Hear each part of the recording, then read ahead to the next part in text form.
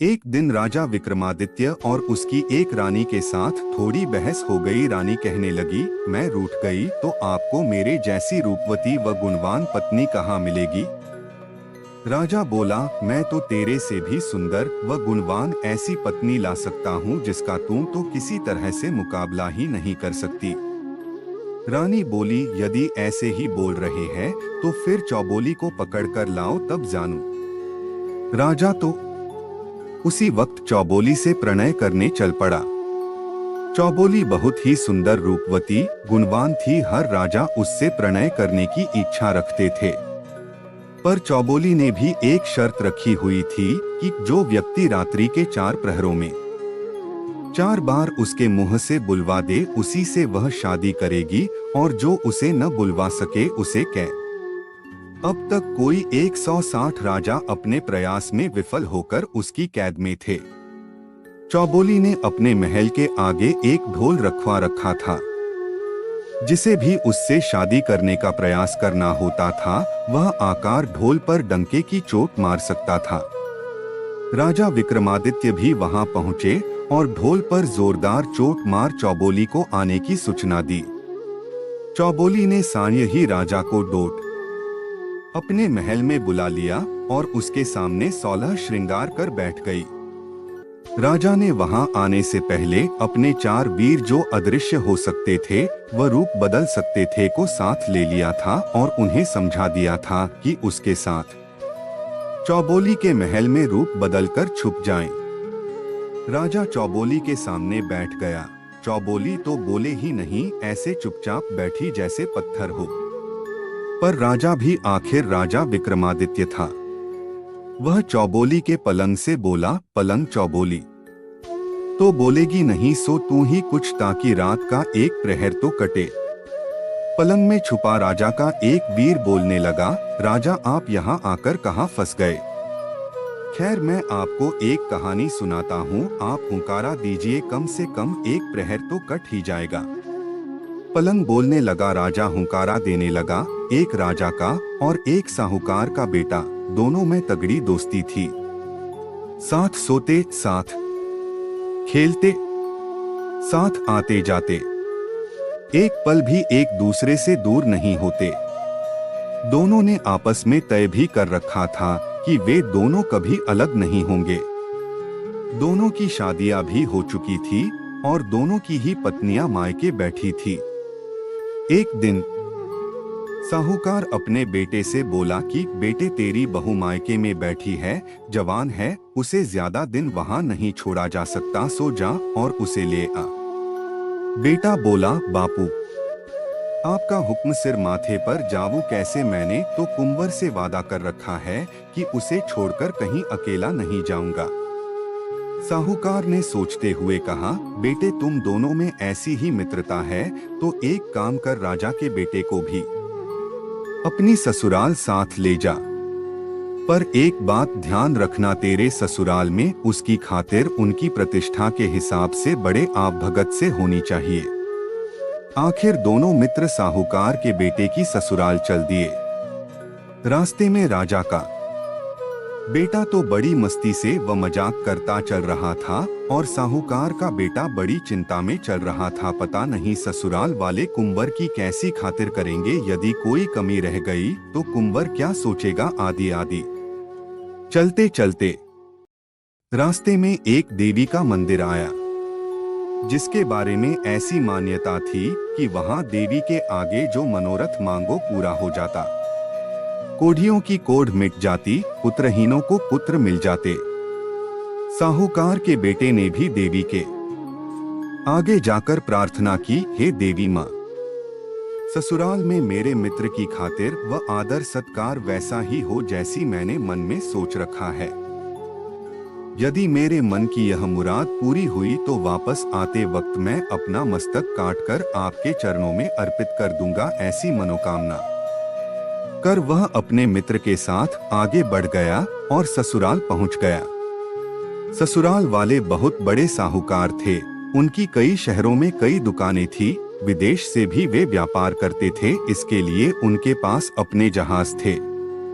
पैसे वाले तो थे ही साथ ही दिलदार भी थे। उन्होंने अपने दामाद के साथ आए राजा के कुंवर को देखकर ऐसी मान मनुहार व आदर सत्कार किया कि उसे देखकर राजा का कुंवर खुद भौचक्का रह गया। ऐसा सत्कार तो उसने कभी देखा ही नहीं था। दोनों 10 दिन वहां रहे। उसके बाद साहूकार के बेटे की वधू को लेकर वापस चले। रास्ते में राजा का बेटा तो वहां किए आदर सत्कार की प्रशंसा ही करता रहा। साहूकार के बेटे ने जो मनोरथ किया था वो पूरा हो गया। रास्ते में देवी का मंदिर आया तो साहूकार का बेटा रुका। बोला, आप चले, मैं दर्शन कर आता हूँ। राजा का बेटा बोला, मैं भी चलूं, दोनों साथ साथ दर्शन कर लेंगे। साहूकार का बेटा, नहीं, मैंने अकेले में दर्शन करने की मन्नत मांगी है, इसलिए आप रुकिए। साहूकार का बेटा मंदिर में गया और अपना सिस काटकर देवी के चरणों में चढ़ा दिया। राजा के कुंवर ने काफी देर तक इंतजार किया, फिर भी साहूकार का बेटा नहीं आया तो वह भी मंदिर में जा पहुंचा। आगे देखा तो मंदिर में अपने मित्र का कटा सिर एक तरफ पड़ा था और धड़ एक तरफ। कुंवर के पैरों तले से तो धरती ही खिसक गई। ये क्या हो गया? अब मित्र की पत्नी और उसके पिता को क्या जवाब दूंगा? कुंवर सोच में पड़ गया कि इस तरह बिना मित्र के घर जाए लोग क्या क्या सोचेंगे। आज तक हम अलग नहीं रहे, आज कैसे हो गए? ये सब सोचते सोचते और विचार करते हुए कुंवर ने भी तलवार निकाली और अपना सिर काट कर डाला। उधर साहूकार की वधू रास्ते में खड़ी खड़ी दोनों का इंतजार करते करते थक गई तो वह भी मंदिर के अंदर पहुंची और वहां का दृश्य देख हक्की बक्की रह गई। दोनों मित्रों के सिर कटे शव पड़े थे। मंदिर में लहू बह रहा था। वह सोचने लगी कि अब उसका क्या होगा, कैसे ससुराल में बिना पति के जाकर अपना मुंह दिखाएगी, लोग क्या क्या कहेंगे। यह सोच उसने भी तलवार उठाई और जोर से अपने पेट में मारने लगी। तभी देवी मां ने प्रकट हो उसका हाथ पकड़ लिया। साहूकार की वधू देवी से बोली, हे देवी, छोड़ दे मुझे और मरने दे। इन दोनों का तूने भक्षण कर लिया है, अब मेरा भी कर ले। देवी ने कहा, तलवार नीचे रख दे और दोनों के सिर उठा और इनके धड़ पर रख दे, अभी दोनों को पुनर्जीवित कर देती हूँ। साहूकार की वधू ने झट से दोनों के सिर उठाए और धड़ों के ऊपर रख दिए। देवी ने अपने हाथ से उन पर एक किरण छोड़ी और दोनों जीवित हो उठे। देवी अंतर ध्यान हो गई, पर एक गड़बड़ हो गई। साहूकार की बहू ने जल्दबाजी में साहूकार का सिर कुंवर की धड़ पर और कुंवर का सिर साहूकार की धड़ पर रख दिया था। अब दोनों विचार में पड़ गए कि अब ये पत्नी किसकी, सिर वाले की या धड़ वाले की। पलंग बोला, हे राजा विक्रमादित्य, आप न्याय के लिए प्रसिद्ध है, अत आप ही न्याय करे, वह अब किसकी पत्नी होगी। राजा बोला, इसमें पूछने वाली कौन सी बात है, वह महिला धड़ वाले की ही पत्नी होगी। ये सुनते ही चौबोली बोली चमकी, गुस्से में भरकर बोली, वाह राजा वाह, बहुत बढ़िया न्याय करते हो। धड़ से क्या लेना देना, पत्नी तो सिर वाले की ही होगी, सिर बिना धड़ का क्या मोल। राजा बोला, आप जो कह रही है वही सत्य है। बजा रे ढोली ढोल। चौबोली बोली, पहला बोल। और ढोली ने ढोल पर जोरदार डंका मारा धे। अब राजा ने चौबोली के कक्ष में रखे पानी के मटके को बतलाया, हे मटके, एक प्रहर तो पलंग ने काट दी, अभी भी रात के 3 प्रहर बचे हैं। तू भी कोई बात बता ताकि कुछ तो समय कटे। मटका बोलने लगा। राजा हुंकार देता गया, मटका, एक समय की बात है, एक राजा का बेटा और एक साहूकार का बेटा बचपन से ही बड़े अच्छे मित्र थे। साथ रहते, साथ खेलते, साथ खाते पीते। एक दिन उन्होंने बचपने व नादानी में आपस एक वचन किया कि जिसकी शादी पहले होगी वह अपनी पत्नी को सुहाग रात को अपने मित्र के पास भेजेगा। समय बीता और बात आई गई हो गई। समय के साथ दोनों मित्र बड़े हुए तो साहूकार ने अपने बेटे का विवाह कर दिया। साहूकार की बहू घर आ गई। सुहाग रात का समय बहू रमझम करती 16 श्रृंगार किए अपने शयन कक्ष में घुसी। आगे देखा साहूकार का बेटा उसका पति मुंह लटकाए उदास बैठा था। साहूकारनी बड़ी चतुर थी। अपने पति की यह हालत देख बड़े प्यार से हाथ जोड़कर बोली, क्या बात नाथ, क्या आप मेरे से नाराज हैं? क्या मैं आपको पसंद नहीं हूँ?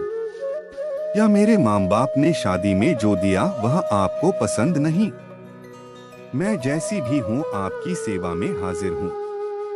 आपने मेरा हाथ थामा है, मेरी लाज बचाना अब आपके हाथ में है। साहूकार बोला, ऐसी बात नहीं है, मैं धर्म संकट में फंस गया हूँ। बचपन में नादानी के चलते अपने मित्र राजा के कुंवर से एक वचन कर लिए था जिसे न निभा सकता न तोड़ सकता। अब क्या करूं? समझ नहीं आ रहा और न ही वचन के बारे में बताना आ रहा। ऐसा क्या वचन दिया है आपने? कृपया मुझे भी बताएं। यदि आपने कोई वचन दिया है तो उसे पूरा भी करेंगे। मैं भी आपका इसमें साथ दूंगी। साहूकार पुत्र ने अपनी पत्नी को न चाहते हुए भी बचपन में किए वचन की कहानी सुनाई। पत्नी बोली, है नाथ, चिंता ना करें, मुझे आज्ञा दीजिए, मैं आपका वचन भी निभा लूंगी और अपना धर्म भी बचा लूंगी। ऐसा कह पति से आज्ञा ले साहूकार की पत्नी 16 श्रृंगार किए कुंवर के महल की ओर चली। रास्ते में उसे चोर मिले। उन्होंने गहनों से लदी साहूकार पत्नी को लूटने के इरादे से रोक लिया।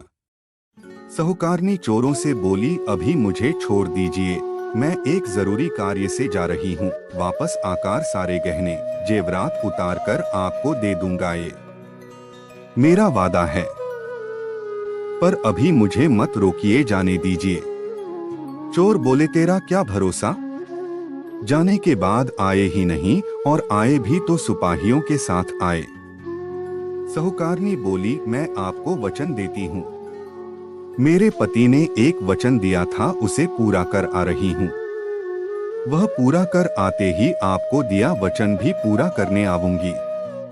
चोरों ने आपस में सलाह की कि देखते हैं यह वचन पूरा करती है या नहीं। यदि नहीं भी आई तो कोई बात नहीं, एक दिन लूट का माल न मिला सही। साहूकारनी रमझम करती कुंवर के महल की सीढ़ियां चढ़ गई। कुंवर पलंग पर अपने कक्ष में सो रहा था। साहूकारनी ने कुंवर के पैर का अंगूठा मरोड़ जगाया, जागो कुंवर सा। कुंवर चौंक कर जागा और देखा उसके कक्ष में इतनी रात गए एक सुंदर स्त्री 16 श्रृंगार किए खड़ी है। कुंवर को लगा वह सपना देख रहा है, इसलिए कुंवर ने बार बार आंखें मलकर देखा और बोला, हे देवी, तुम कौन हो? कहां से आई हो? और इस तरह इतनी रात्रि गए तुम्हारा यहाँ आने का प्रयोजन क्या है? साहूकार की पत्नी बोली, मैं आपके बचपन के मित्र साहूकार की पत्नी हूँ। आपके व आपके मित्र के बीच बचपन में तय हुआ था कि जिसकी शादी पहले होगी वह अपनी पत्नी को सुहाग रात में अपने मित्र के पास भेजेगा। सो उसी वचन को निभाने हेतु आपके मित्र ने आज मुझे सुहाग रात्रि के समय आपके पास भेजा है। कुंवर को यह बात याद आते ही वह बहुत शर्मिंदा हुआ और अपने मित्र की पत्नी से बोला, हे देवी, मुझे माफ कर दीजिए, वो तो बालपने में नादानी में हुई बातें थी। आप तो मेरे लिए माँ बहन समान है। कहकर कुंवर ने मित्र की पत्नी को बहन की तरह चुंदड़ी ओढ़ना सिर पर ओढ़ाई और एक हीरो मोतियों से भरा थाल भेंट कर विदा किया। साहूकारनी वापस आई। चोर रास्ते में ही खड़े उसका इंतजार कर रहे थे। उसे देख आपस में चर्चा करने लगे, ये औरत है तो जबान की पक्की।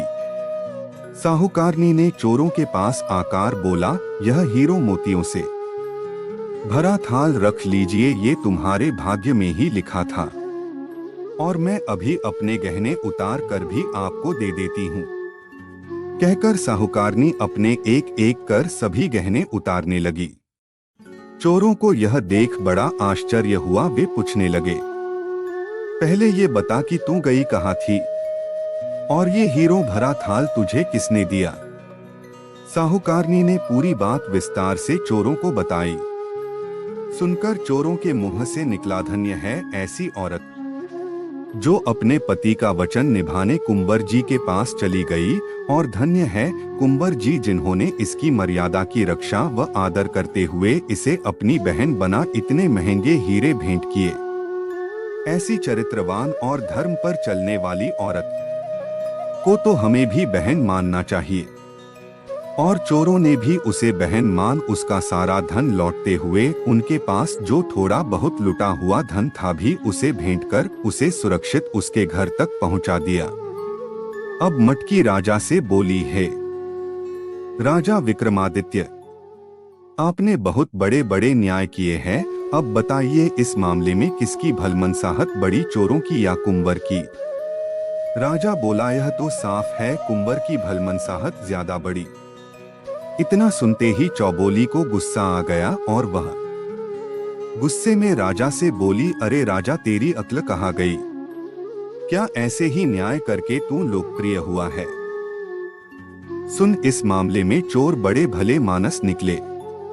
जब साहूकारनी चोरों को वचन के मुताबिक इतना धन दे रही थी, फिर भी चोरों ने उसे बहन बना पास में जो था वह भी दे दिया, इसलिए चोरों की भलमनसाहत ज्यादा बड़ी है। राजा बोला, चौबोली ने जो न्याय किया है वह खरा है। बजारे ढोली ढोल। चौबोली बोली, दूजो बोल।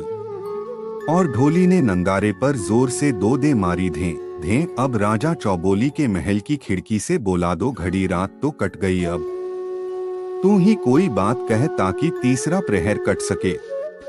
खिड़की बोली, ठीक है राजा, आपका हुक्म सिर माथे। मैं आपको कहानी सुना रही हूँ, आप हुंकारा देते जाना। खिड़की राजा को कहानी सुनाने लगी। एक गांव में एक ब्राह्मण व एक साहूकार के बेटे के बीच बहुत गहरी मित्रता थी। जब वे जवान हुए तो एक दिन ससुराल अपनी पत्नियों को लेने एक साथ रवाना हुए। कई दूर रास्ता काटने के बाद आगे दोनों के ससुराल के रास्ते अलग अलग हो गए। अलग अलग रास्ता पकड़ने से पहले दोनों ने सलाह मशविरा किया कि वापसी में जो यहाँ पहले पहुँच जाए वो दूसरे का इंतजार करे। ऐसी सलाह कर दोनों ने अपने अपने ससुराल का रास्ता पकड़ा। साहूकार के बेटे के साथ एक नाई भी था। ससुराल पहुंचने पर साहूकार के साथ नाई को देखकर एक बुजुर्ग महिला ने अन्य महिलाओं को सलाह दी कि जवाई जी के साथ आए नाई को खातिर में कहीं कोई कमी नहीं रह जाए, वरना यह हमारी बेटी के ससुराल में जाकर हमारी बहुत उल्टी सीधी बातें करेगा और इसकी बढ़िया खातिर करेंगे तो यह वहां जाकर हमारी तारीफों के पूरे गांव में पुल बांधेगा, इसलिए इसकी खातिर में कोई कमी ना रहे। बस फिर क्या था, घर की बहू बेटियों ने बुढ़िया की बात को पकड़ नाई की पूरी खातिरदारी शुरू कर दी। वे अपने जवाई को पूछे या ना पूछे पर नाई को हर काम में पहले पूछे। खाना खिलाना हो तो पहले नाई, बिस्तर लगाना हो तो पहले नाई के लगे। साहूकार का बेटा अपनी ससुराल में मायूस और नाई उसे देख अपनी मूछ मरोड़े। यह देख मन ही मन दुखी हो साहूकार के बेटे ने वापस जाने की जल्दी की। ससुराल वालों ने भी उसकी पत्नी के साथ उसे विदा कर दिया। अब रास्ते में नाई साहूकार पुत्र से मजाक करते चले कि ससुराल में नाई की इज्जत ज्यादा रही कि जवाई की। जैसे जैसे नाई ये डायलॉग बोले साहूकार का बेटा मन ही मन जल भून जाए, पर नाई को इससे क्या फर्क पड़ने वाला था। उसने तो अपनी डायलॉग बाजी जारी रखी। ऐसे ही चलते चलते काफी रास्ता कट गया। आधे रास्ते में ही साहूकार के बेटे ने इसी मनुहार वाली बात पर गुस्सा कर अपनी पत्नी को छोड़ नाई को साथ ले चल दिया। इस तरह बीच रास्ते में छोड़ देने पर साहूकार की बेटी बहुत दुखी हुई और उसने अपना रथ वापस अपने मायके की ओर मोड़ लिया पर वह रास्ता भटककर किसी और अनजाने नगर में पहुंच गई। नगर में घुसते ही एक मालन का घर था। साहूकारनी ने अपना रथ रोका और कुछ धन देकर मालन से उसे अपने घर में कुछ दिन रहने के लिए मना लिया। मालन अपने बगीचे के फूलों से माला आदि बनाकर राजमहल में सप्लाई करती थी। अब मालन फूल तोड़कर लाए और साहूकारनी नित नए डिजाइन के गजरे, मालाएं आदि बनाकर उसे राजा के पास ले जाने हेतु दे दे। एक दिन राजा ने मालन से पूछा कि आजकल फूलों के ये इतने सुंदर डिजाइन कौन बना रहा है? तुझे तो ऐसे बनाने आते ही नहीं। मालन ने राजा को बताया, हुकुम, मेरे घर एक स्त्री आई हुई है, बहुत गुणवंती है, वही ऐसी सुंदर सुंदर कारीगरियां जानती है। राजा ने हुक्म दे दिया कि उसे हमारे महल में हाजिर किया जाए। अब क्या करे? साहूकारनी ने बहुत मना किया पर राजा का हुक्म कैसे टाला जा सकता था, सो साहूकारनी को राजा के सामने हाजिर किया गया। राजा तो उस रूपवती को देखकर आसक्त हो गया, ऐसी सुंदर नारी तो उसके महल में कोई नहीं थी। सो राजा ने हुक्म दिया कि इसे महल में भेज दिया जाए। साहूकारनी बोली, हे राजन, आप तो गांव के मालिक होने के नाते मेरे पिता समान हैं। मेरे ऊपर कुदृष्टि मत रखिए और छोड़ दीजिए। पर राजा कहाँ मानने वाला था, नहीं माना। अत साहूकारनी बोली, आप मुझे सोचने हेतु 6 माह का समय तो दीजिए। राजा ने समय दे दिया, साथ ही उसके रहने के लिए गांव के नगर के बाहर रास्ते पर एक एकांत महल दे दिया। साहूकारनी रोज उस महल के झरोखे से आते जाते लोगों को देखती रहती, कहीं कोई ससुराल या पीहर का कोई जान पहचान वाला मिल जाए तो समाचार भेजे जा सकें। उधर रास्ते में ब्राह्मण का बेटा अपने मित्र साहूकार का इंतजार कर रहा था। जब साहूकार को अकेले आते देखा तो वह सोच में पड़ गया। उसने पास आते ही साहूकार के बेटे से उसकी पत्नी के बारे में पूछा तो साहूकार बेटे ने पूरी कहानी ब्राह्मण पुत्र को बताई। ब्राह्मण ने साहूकार को खूब खरी खोटी सुनाई कि बावली बूझ नाई की खातिर ज्यादा हो गई, तो इसमें उसकी क्या गलती थी? ऐसे कोई पत्नी को छोड़ा जा सकता है? और दोनों उसे लेने वापस चले। तलाश करते करते वे दोनों भी उसी नगर पहुंचे। साहूकारनी ने महल के झरोखे से दोनों को देख लिया तो बुलाने आदमी भेजा। मिलने पर ब्राह्मण के बेटे ने दोनों में सुलह कराई। राजा को भी पता चला कि उसका ब्याहता आ गया तो उसने भी अपने पति के साथ जाने की इजाजत दे दी और साहूकार पुत्र अपनी पत्नी को लेकर घर आ गया। कहानी पूरी कर खिड़की ने राजा से पूछा, हे राजा, आपके न्याय की प्रतिष्ठा तो 7 समंदर दूर तक फैली है। अब आप बताएं कि इस मामले में भलमनसाहत किसकी, साहूकार की या साहूकारनी की? राजा बोला, इसमें तो साफ है भलमनसाहत तो साहूकार के बेटे की, जिसने छोड़ी पत्नी को वापस अपना लिया। इतना सुनते ही चौबोली के मन में तो मानो आग लग गई हो। उसने राजा को फटकारते हुए कहा, अरे अधर्मी राजा, क्या तू ऐसे ही न्याय कर प्रसिद्ध हुआ है? साहूकार के बेटे की इसमें कौन सी भलमनसाहत? भलमनसाहत तो साहूकार पत्नी की थी, जिसे निर्दोष होने के बावजूद साहूकार ने छोड़ दिया था और उसे रानी बनने का मौका मिलने के बावजूद वह नहीं मानी और अपने धर्म पर अडिग रही। धन्य है ऐसी स्त्री। राजा बोला, है चौबोली जी, आपने जो न्याय किया वही न्याय है। बजारे ढोली ढोल। चौबोली बोली, तीजो बोल। और ढोली ने नंगारे पर जोर से धे धे कर 3 ठोक दी।